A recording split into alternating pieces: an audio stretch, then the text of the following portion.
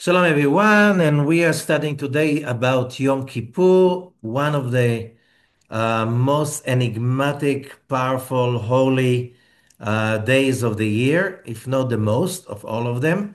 And let us understand what Yom Kippur is about, because the magic in Yom Kippur is second to none.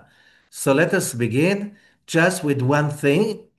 Uh, just to get the idea. So we read in the Zohar, Parashat Achrimot, in the Sulam commentary of Rabbi Ashlag, verse 196, כי למדנו, we learned, מראש החודש, דנו בראש השנה, from Rosh Hashanah, every year, in a new year, for the first day, first and second days of the month of Tishrei, הספרים פתוחים, the books are open up there, והדיינים דנים, and the judges are judging. Like, as above, so below. The same way as in human court, there's heavenly court. בכל יום ויום נמסרים בתי הדינים להיפתח בדין. Every day, during the first 10 days, the courts are opening new judgments about every human being. עד היום ההוא שנקרא 9 לחודש, till the ninth day of תשרי, Libra, ביום ההוא עולים כל הדינים לבעל הדין. On that day, all the judgments are coming up to the main owner of the judgment. והם מתקנים כיסא עליון של רחמים למלך הקדוש. And they prepare a throne, a divine throne of mercy for the holy king. ביום הזה צריכים ישראל למטה לשמוח בשמחה לפני אדונם.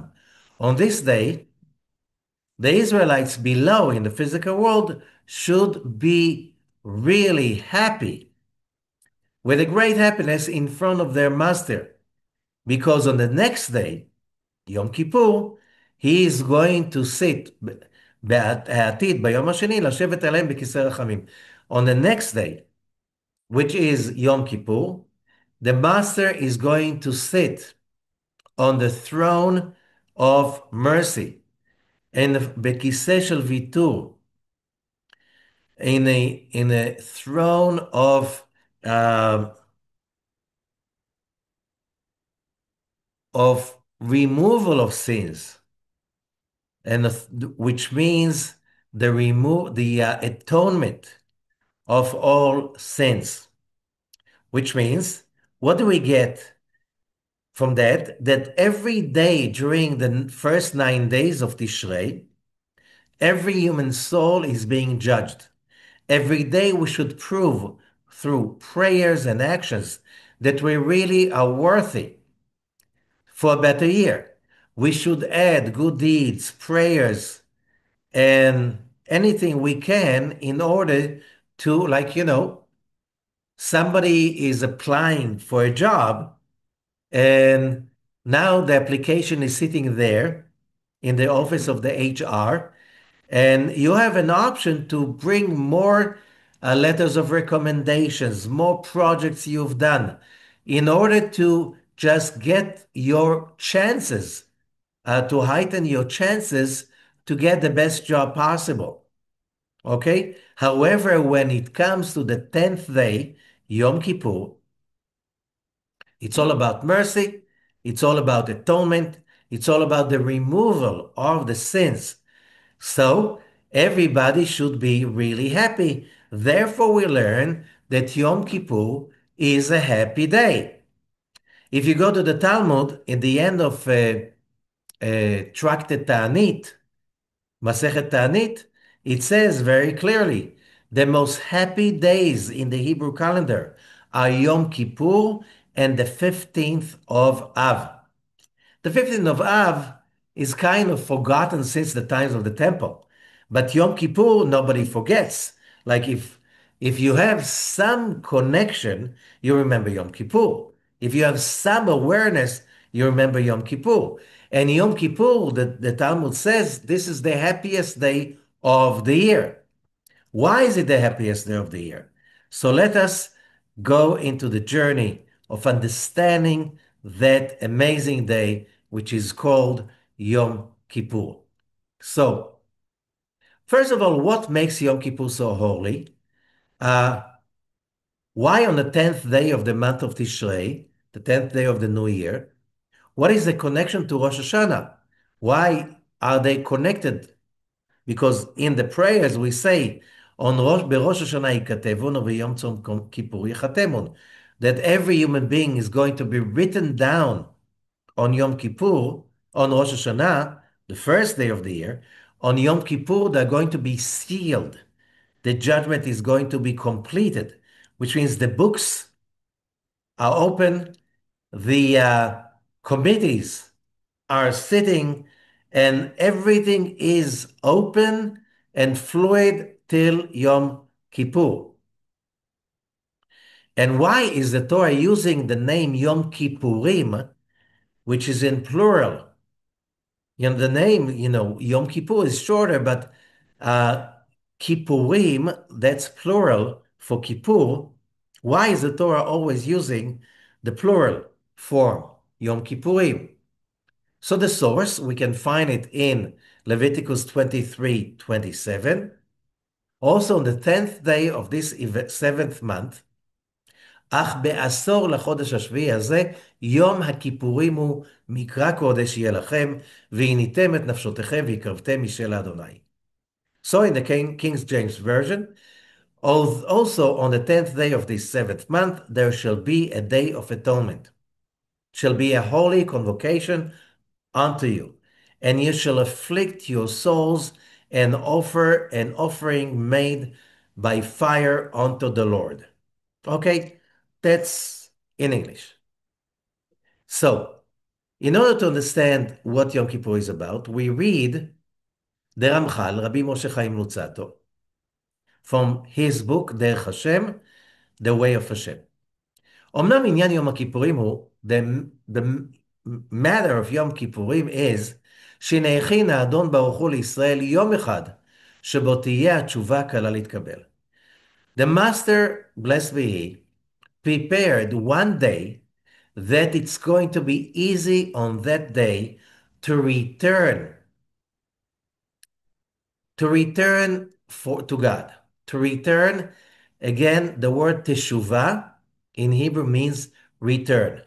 Wrongly translated into repentance or penitence, in Hebrew it means return, which means we went away from our original, authentic connection to the God that created us, that is the source of our creation and the source of our life, the life force that basically allows us to live every split second is coming from Him.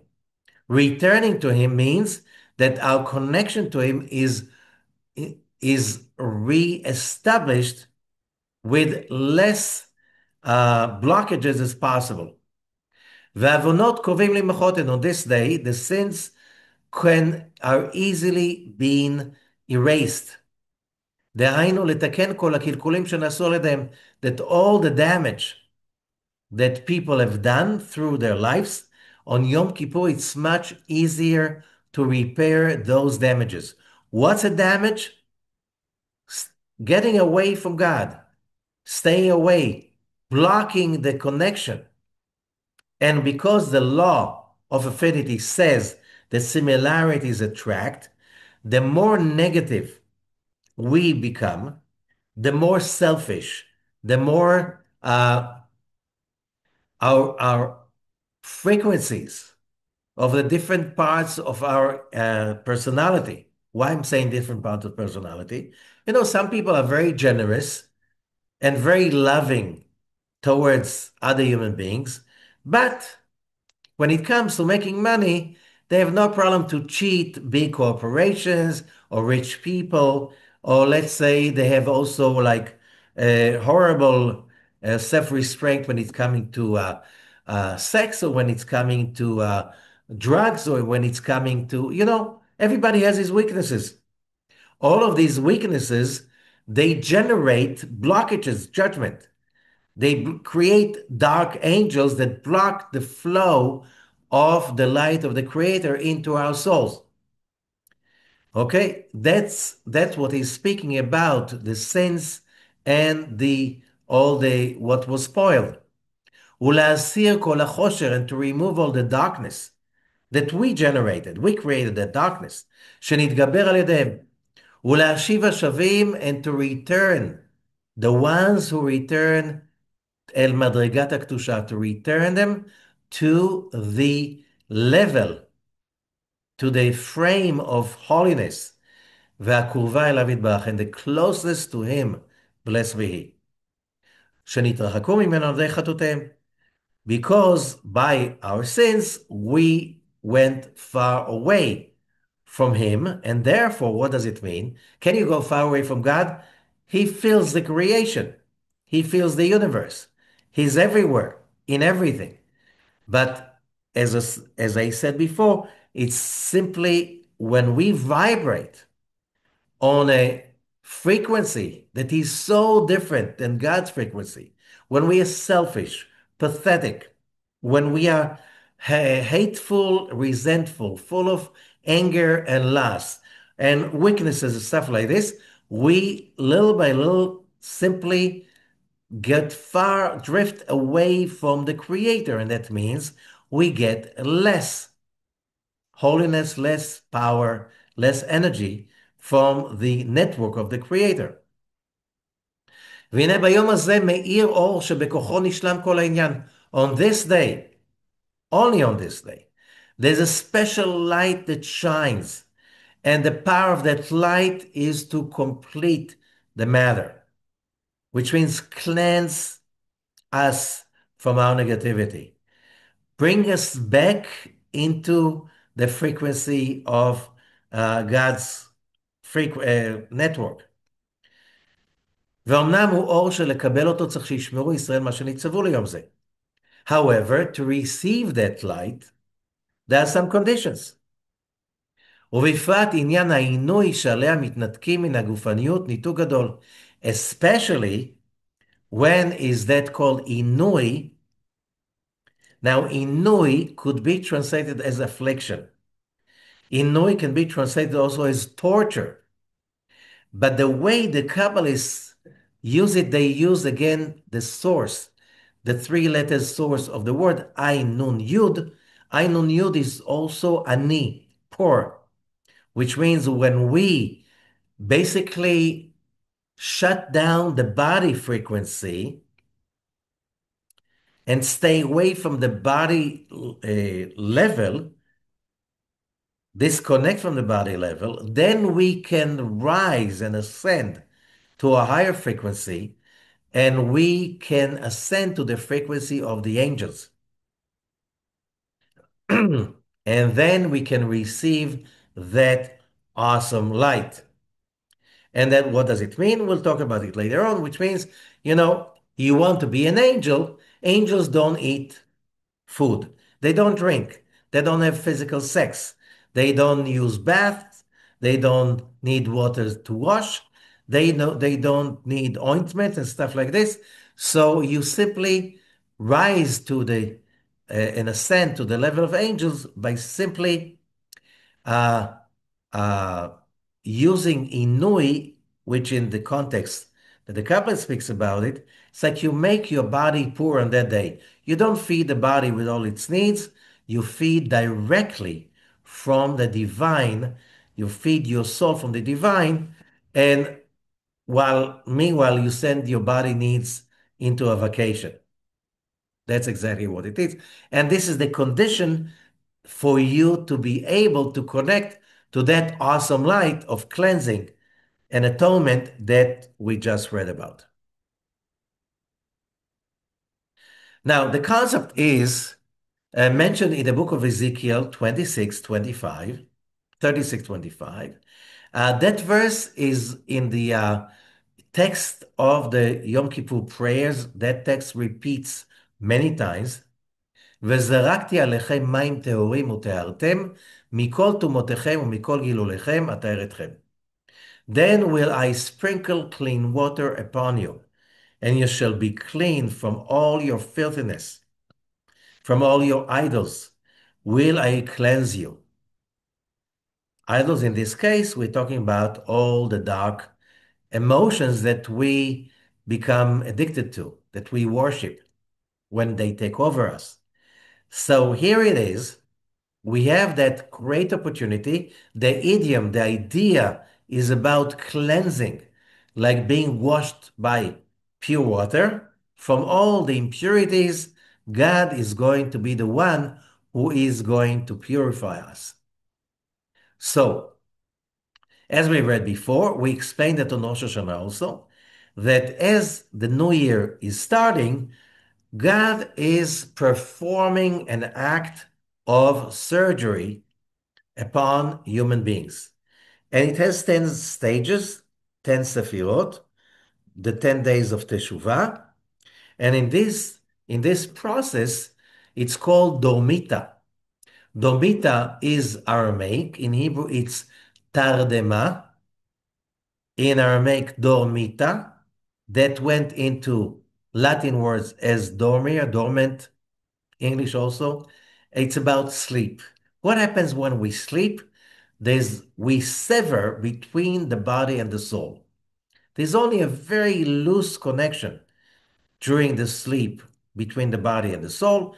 The soul soars up to heavenly levels, and the body sinks into restful uh, uh, sleep in which it regenerates itself, the brain, the muscles, everything. So, the same way when we have that separation, when we sleep every night, okay, during the 10 days of the first 10 days of the year, there is also this kind of separation between the body and the soul, consciousness, in order to be able to cleanse all the frequencies, all the pipes, all the conduits of the spiritual bliss. So when we come out of Yom Kippur, the pipes are cleansed. So during the 10 days, first 9 days, there's a cutting of the judgment from Zeranpin and loading them upon Malchut. Now, what does it mean? We have to look at the image that the Zohar is talking about. Now, remember,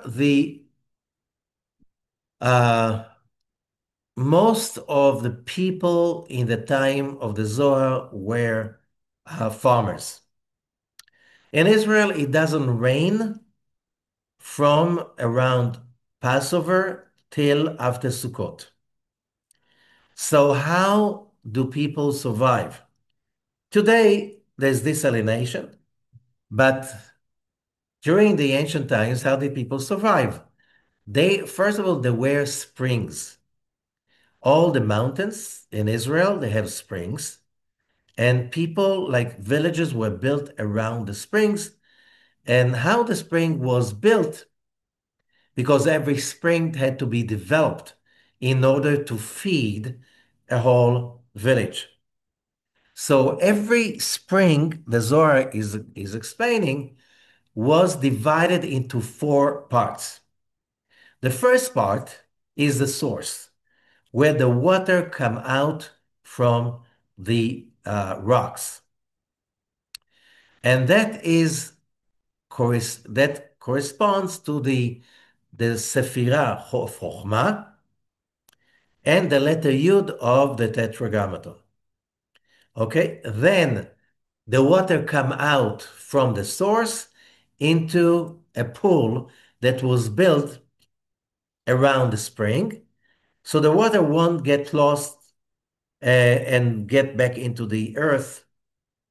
Uh, so the pool was built uh, purposely to collect the water, and the pool corresponds to Binah.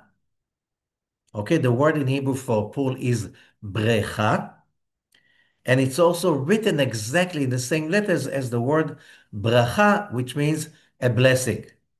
So the bracha, the brecha, the pool is a source of the blessings. And that's the upper hay of the Tetragrammaton.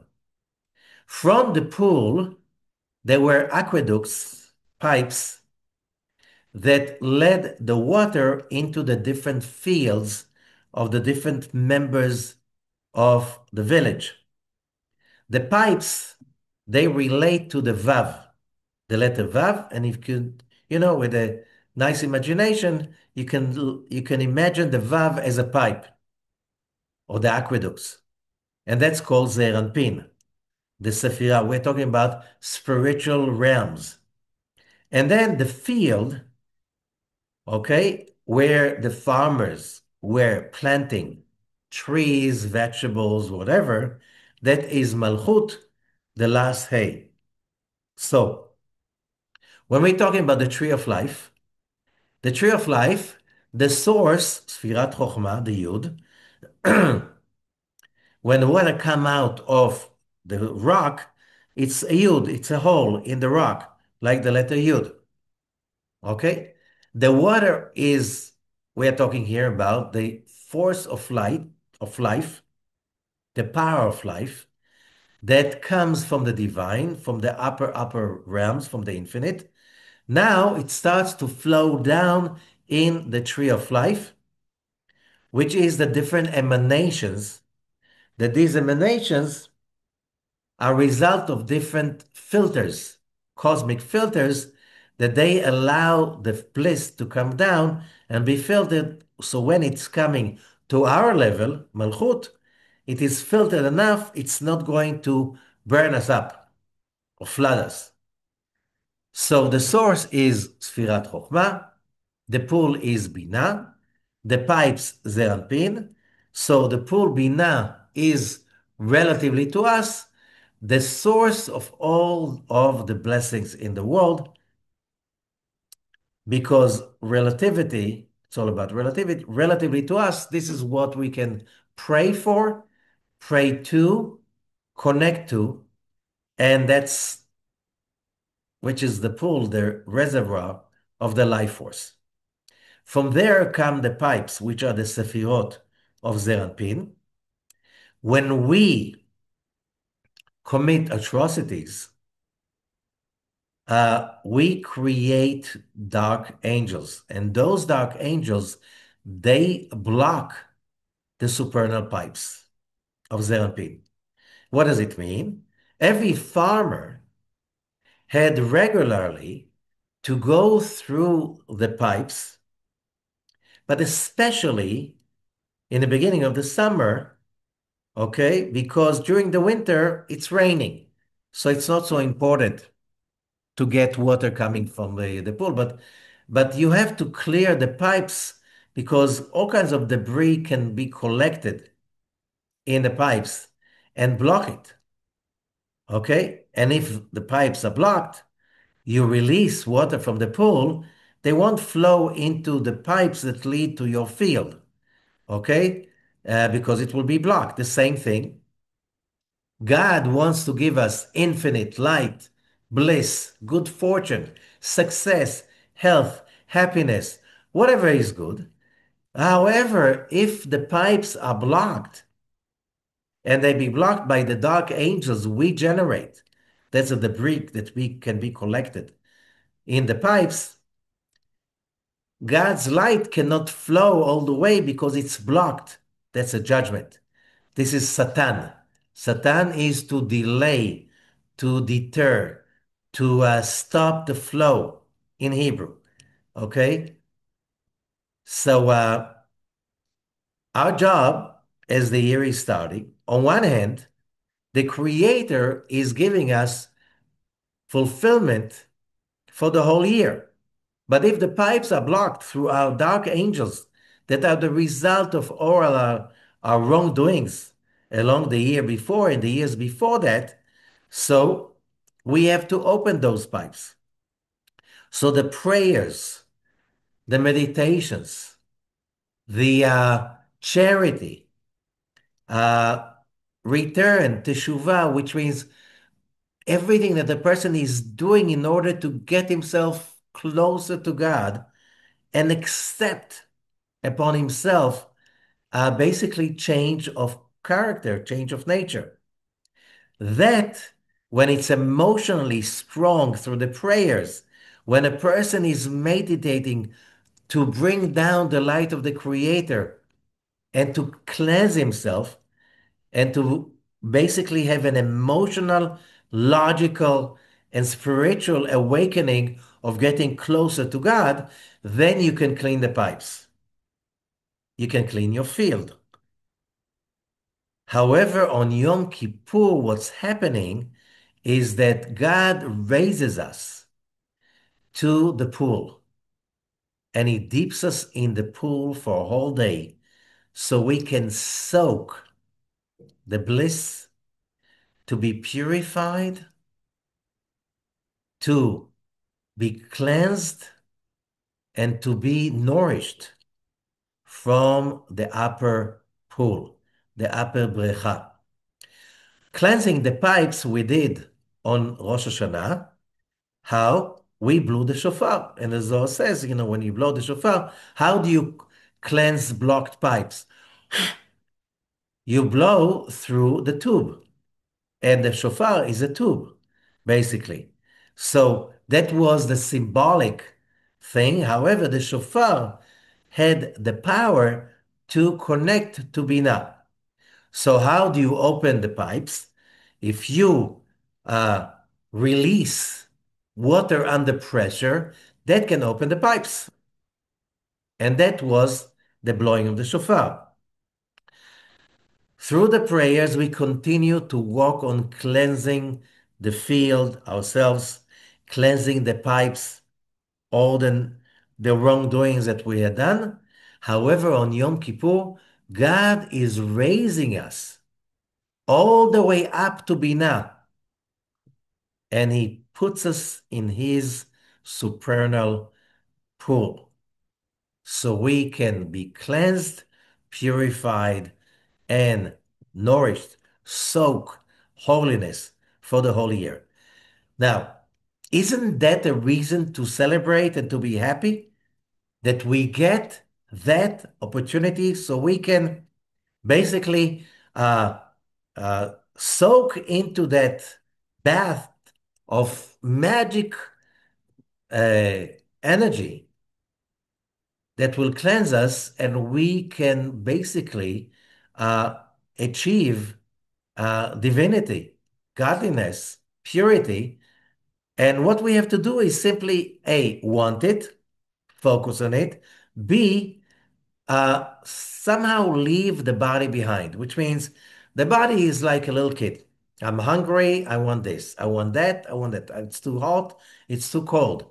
I need right now some alcohol. No, I need some water. No, I want coffee. The body is very, very like a child all the time, wants something. And, on Yom Kippur, you have a vacation. Come to me after the day is over. Right now, I'm off. I have a day off. And on that moment, it's like when you just put the body in the reference of, we don't need you that much.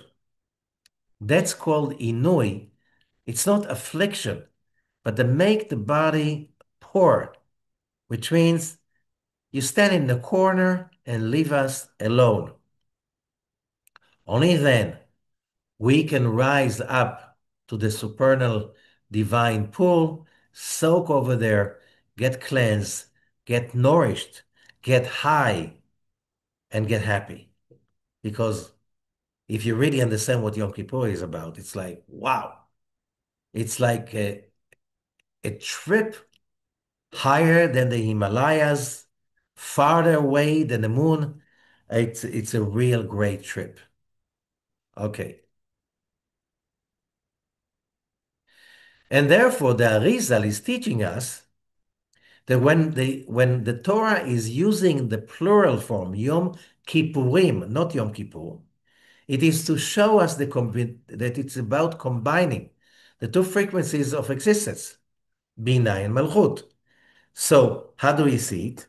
The word Kippurim, you can divide it into Peiresh. These are the letters in black. Peiresh, this is judgment, this is Malchut, this is where we at? Remember, this is the field, Malchut. Then you have a 26, this is Kaf Vav, the letters in red. 26 is the tetragrammaton. That is a symbol of Zeranpin right now. Zeranpin, this is the pipes, Zeranpin. Okay? And Yam, the letters in purple, Yam, this is 50, the 50 gates of Binah. 50 gates of Binah, which means what we get in Yom Kippur, all three dimensions fold into Binah to become one, at one moment. And more than that, the Arizal is explaining, is bringing this verse from Deuteronomy 8:3. Man doth not live by bread only. It's a famous verse, but by every word that proceedeth from out of the mouth of the Lord doth man live. Okay? What does that mean? So usually people use it, people need some spirituality. You cannot just live on bread. And, bread means all the physical needs of a human being. But Rabbi Azaklori is explaining, no, it's not exactly like this. It's more than that. And in the book Pri Etz Chaim, The Fruit of the Tree of Life, about the meditation of the holidays, it says as follows, בכל ימות השנה, all year long, על ידי אכילתו ושתייתו הגופנית, through the physical eating and drinking, שאנו מברכים כמה ברכות, before every time we eat or drink, we make a blessing. And these blessings, through the blessings, we draw bliss and spiritual nourishment we draw it from the upper pool all the way down to Malchut. The words of the blessing, they awaken the power of bliss in the upper world. And as we continue to mention the words, word by word, we bring and draw the words down all the way down to the field, to our reality. So also, and after that, when we physically eat and we meditate to connect also to the spiritual energy contained in the physical food, we get again light coming from Binah, from the upper pool. So in our physical existence, we need to nourish through physical agents.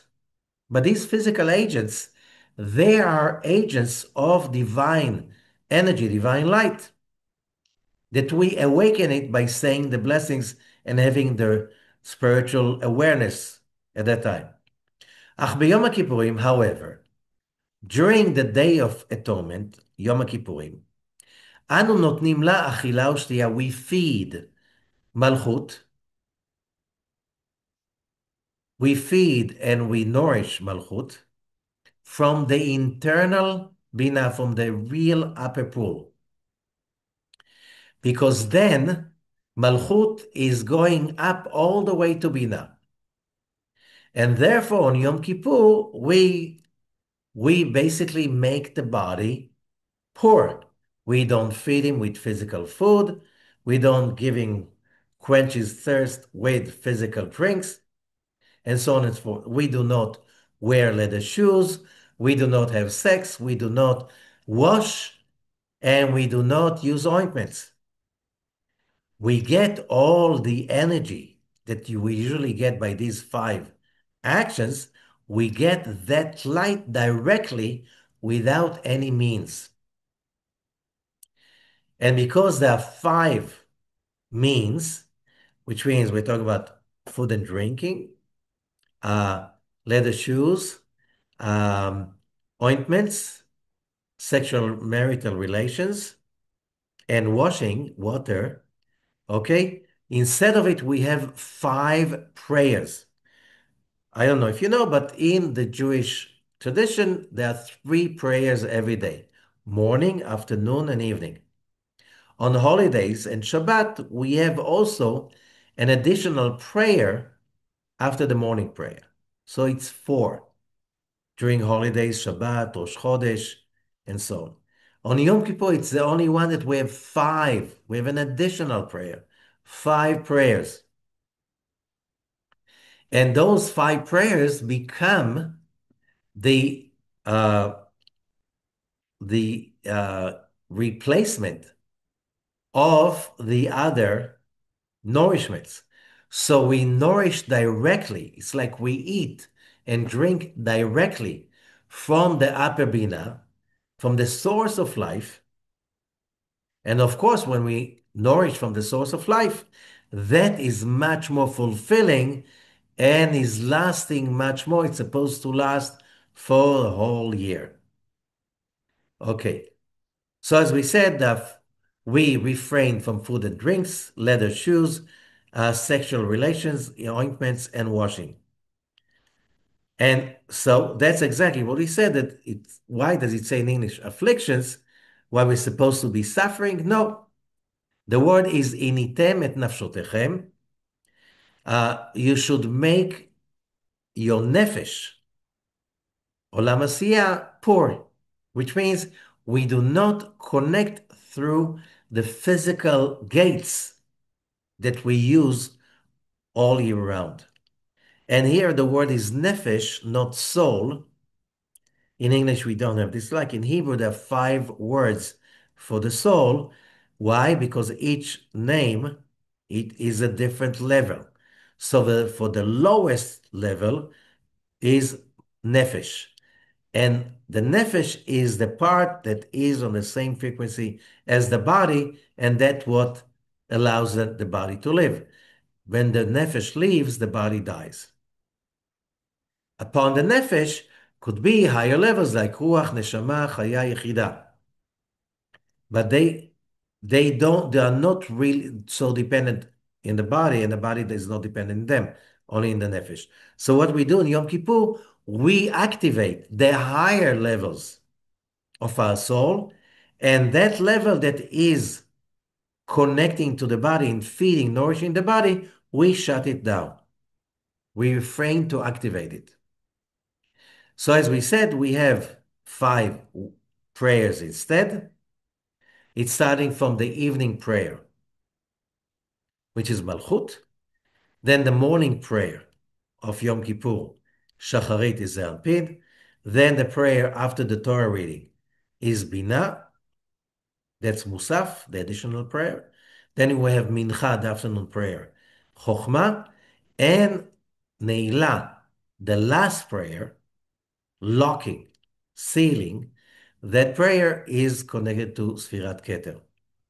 Only then, when we finish Tfilat Neilah, we blow the shofar all over again, so we can lock our connection to the tree of life that we achieved climbing five realms.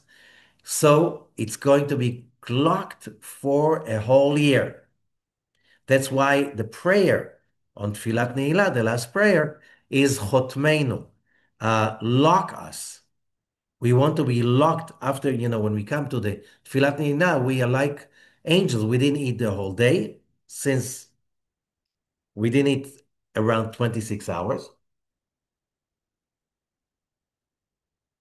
or drink. We prayed most of the time. Uh, we're like really connected to godliness. So we pray, God, seal us this way. We want to stay angelic like this for the whole year. Even when we come down back to the physical dimension, we have to deal with the physical needs all the time. So the blowing the shofar is for that purpose, to seal that connection. And that blowing of shofar in the end of Yom Kippur is also a symbol of really going into freedom, because when the slaves went into freedom, that was during the blowing the shofar at the end of Yom Kippur. During Yom Kippur, we use a lot the prayer used during the Slichot, the 13 attributes, which are about cleansing the body and the soul, drawing bliss from Mazalah. They are there to help us to connect to the original thought of the creation. What was the original thought of the creation? To give bliss to humanity, to fill us up, and to create us as joyful creatures. So connecting to the source, connecting to the initial soul of the creation, that has a very powerful, you know, deactivating or reactivating of the spirituality within us.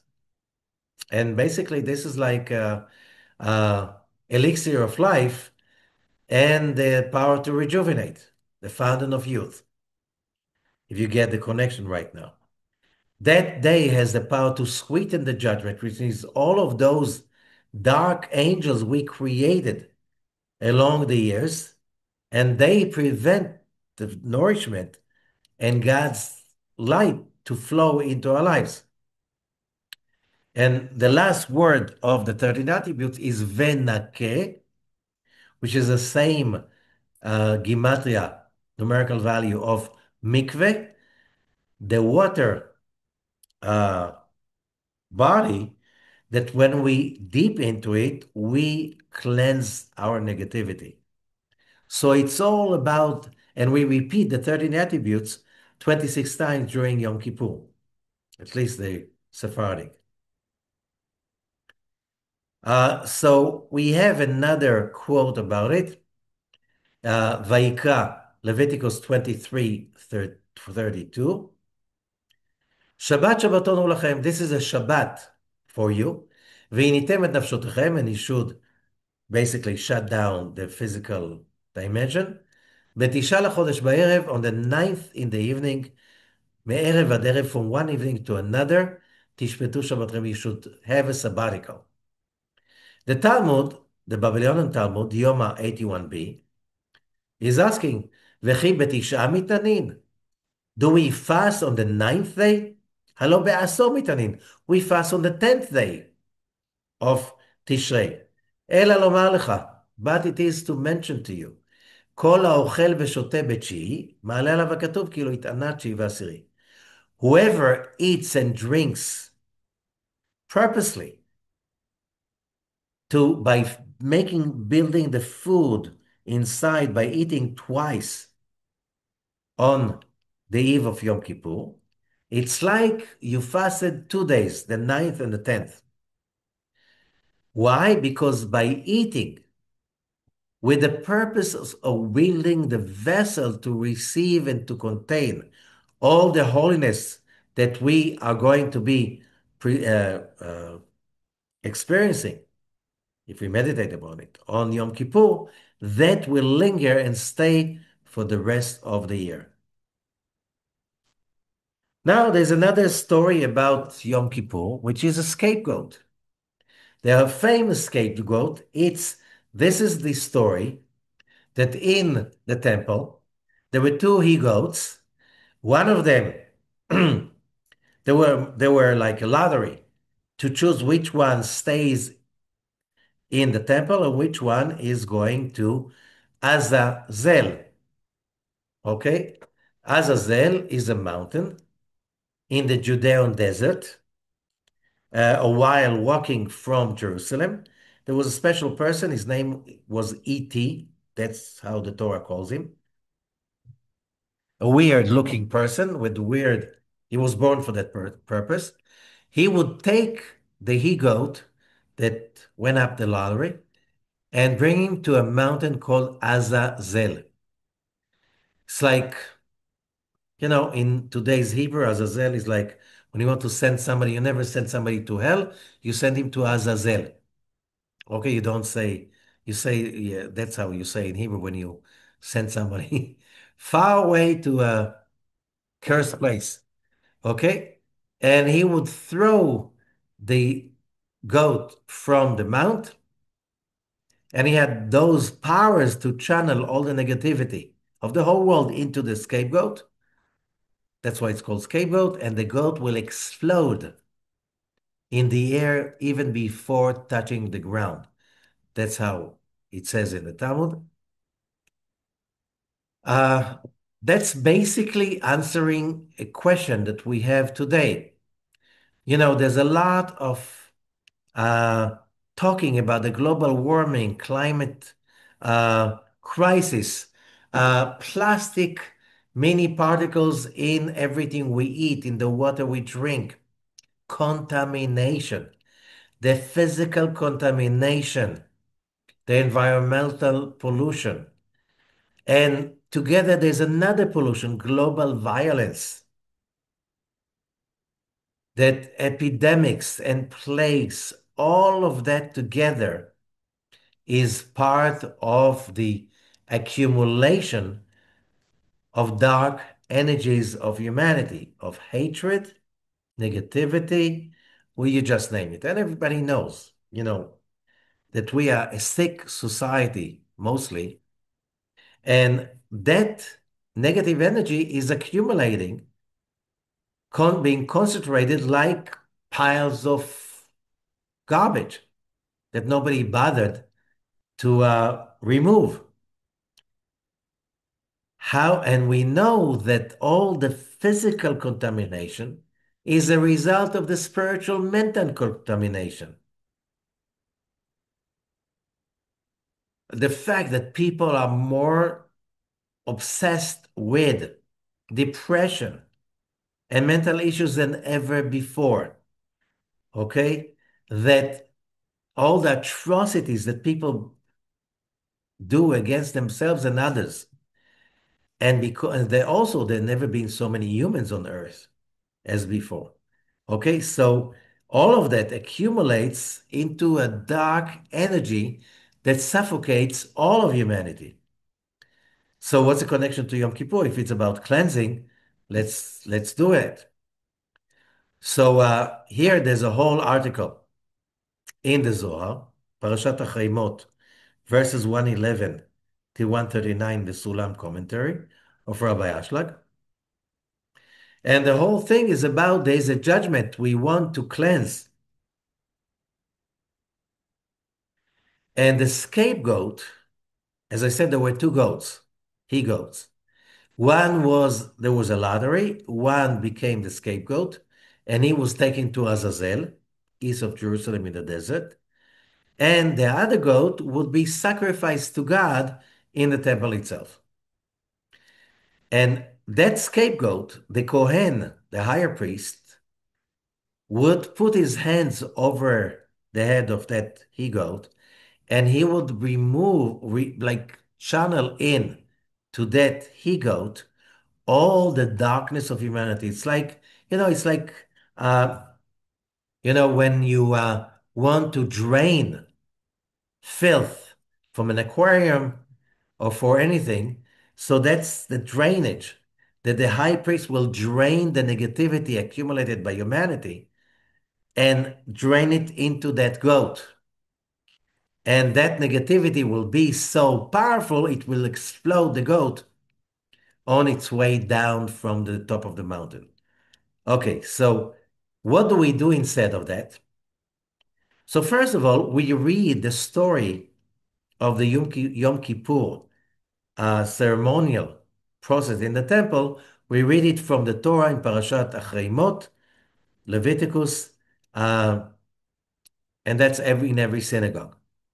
Also, we repeat in the Musaf, the additional prayer after the Torah reading, we repeat again to detail the Seder Avodah. It's called the Seder Avodah, the order of the work of the high priest, because we want to emulate, to imitate, to awaken, although there's no physical temple, to awaken the work of the temple, because it said that after the destruction of the temple, every synagogue is a mini temple. And therefore, every synagogue around the world has some of the holiness of the temple. So when we read the words and we meditate on it, we emulate, we activate the work of the temple. So that's one way to remove and drain negativity from ourselves and from all of humanity. So when people become more aware, less greedy, more responsible, more spiritual, then we'll see how this contamination will start to recede. How do we awaken that? When we read in the Torah on Yom Kippur in the morning, we read the whole story of the uh, temple worship on Yom Kippur. We basically emulate that, and we mean that by doing that, we can basically cleanse a lot of the negativity of humanity. That continues during Musaf. However, over 1,000 years ago, the Geonim were the great sages and Kabbalists of the 11th century, I'm sorry, the 9th century and 8th century and 10th century. They realized we're still missing something about the power of the Kapparot, the power of the atonement of the scapegoat. We don't have him physical.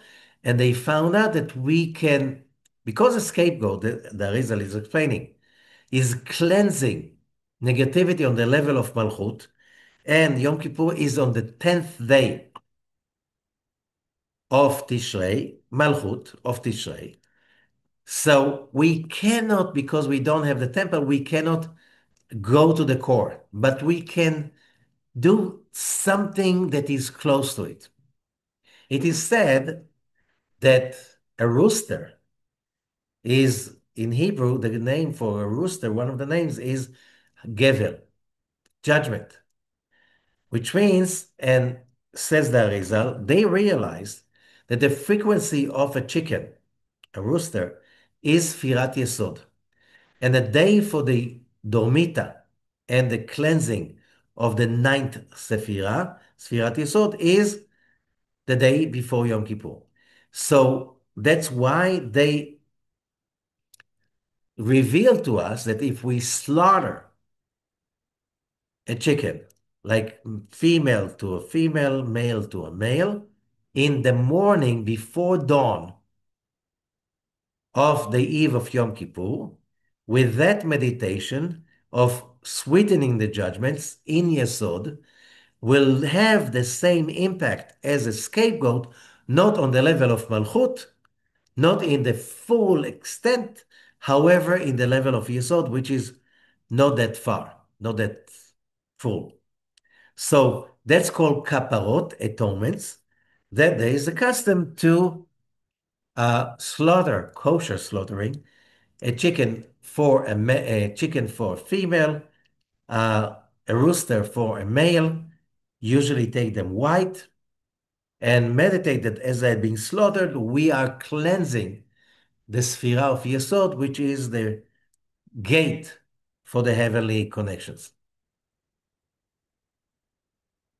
So in old times, that every Jewish community had few shochatim and the communities were not so big, people will bring the chickens to the shochet, the person who knows how to slaughter the chicken according to the Torah, to Torah rule. But today, thank God, we are too many. And we don't have, a shochet in on every street, like used to be in the old times. So it became very, very upsetting because people would come by thousands to a place of slaughtering, and then everybody wanted to do it on time, and it it didn't. And so many people every year want to do kapparot. So came out in another idea, so that the spiritual leader of a community will do the kapparot for everyone by himself before dawn, so people can pay for pidyon kapparot, like redeeming their soul, so their teacher can do that meditation. They can do the meditation of the atonement at home. So if you want to know how exactly to do it, you write in Google Live Kabbalah Kapparot, and you'll get the page with the exact directions how to do it at home with money. And then you send the money to someone to do for you the ceremony itself. So that's how it's done today. Okay. Then we have another thing on Yom Kippur, which is vidui. And by mistake, people call it a confession. And another, remember that languages were created in each language in a cultural context. So the word confession is about, it's another tradition. When you confess, you be atoned. But in Hebrew, the word vidui comes from the letters vav, vav daled aleph, which is to confirm, to confirm. So what are we confirming? That we do through these 10 days. We do a lot of thinking, and we want to confirm to ourselves that all kinds of behaviors that we used to have in the past, and also in the names of other people. Let's say, you never murdered. Okay, you can't confess for murdering. That's not a confession. It's about confirming that we don't want God, we don't want to be like this anymore. So we're confirming it's behind us, and we hit on the heart with, not hard, with the right fist. The right fist, Kabbalah, 5 fingers, of 5 chasadim, 5 sefirot of loving kindness. And the heart is a place, the seat of judgment. So every time we hit on the heart, it's like we are basically, as the Rizal is teaching, we wipe the judgments using chasadim, the loving kindness, to confirm that it's not us anymore. And that's what story is about. Then we come to the opening prayer and the most famous prayer of Yom Kippur, Kol Nidrei. Now, Kol Nidrei is not a prayer. Kol Nidrei is not one of the 5 prayers. It's not even a prayer. It's a statement. Kol Nidrei is a statement that the whole community is stating. And what is he stating? So there's an amazing Zohar in Parashat Pinchas, verse 808, saying as follows, Diyomin deitbahon melechet chol inun misitra desadat tovera. The days of the year that we work on these days, which means the weekdays from Sunday till Friday, except not Shabbat, we are connecting to the tree of knowledge, good and evil. And what does it mean, true and good and evil? That life turned for us during the 6 days could be a staff, which means the symbol of control and power, to a snake. A snake means falling into death, anger, upset, despair, hatred, all of those emotions that basically poison the person. Each person according to his actions. Some people are experiencing a lot of death during the days of the week. Some people experience it less often. However, on Yom Kippur, which is called Kodesh, Shalta Ilana Dechayei, this is the rulership of the tree of life only. There's no Satan, no negativity on Yom Kippur. If you connect to Yom Kippur, you leave all the dirt behind you. And from that side, you should not be afraid of any evil. And because of that, this is the time that the slaves can rest in the tree of life. When? On Yom Kippur. On that day, Yom Kippur, the slaves can come out to freedom. On that day, they are being released from their chains of slavery. That's the power of Yom Kippur. And how is that being done? Those who have a decree hanging upon them,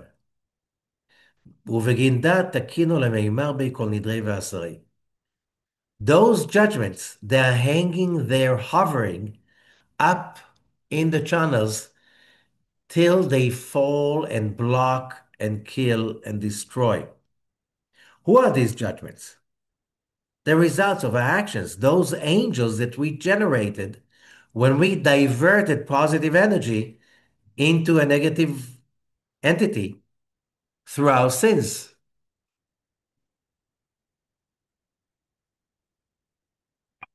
So all of those negative forces aimed at us, when we pray Kol Nidre, it's not a prayer, it's a statement. The whole congregation. First, we take the Torahs out. Why? Because the Torah connects to Zeranpin. Where are those negative angels? They are blocking the pipes of Zeranpin. We take all the Torahs out from the ark. We let them go around so every person in the synagogue can hug them and kiss them, connect to them, and then the people carrying them gather around the leader of the synagogue, and then everybody repeats what basically is annulment of the vows. Which vows?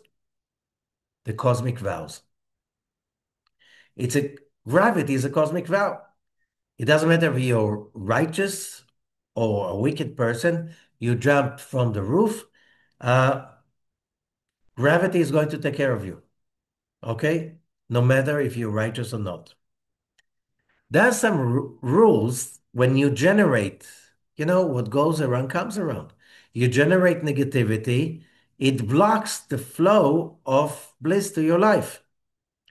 So what Kol Nidre is about nullifying those negative entities we generated so we can soar, ascend, go up freely and really become free human beings. ונסלח לכל עדת בני ישראל, and all the congregation of Israel will be forgiven. Chesed יהיו מים, chesed is water, גבורה, judgment, is fire, אש, תפארת אוויר, central column is air. And that's why the Talmud is a weird, and the Zohar also is using that, a weird expression about judgments or vows hovering up in the air. And what Kol Nidre is about annulling those floating damage energies. And that's together, when the congregation says that together.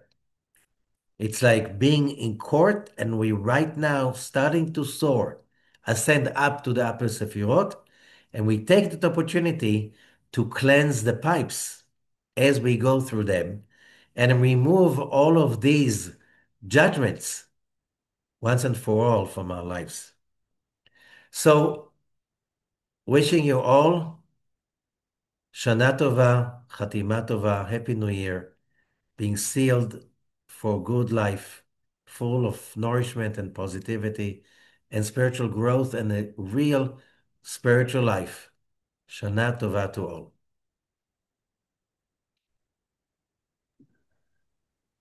יש כוח.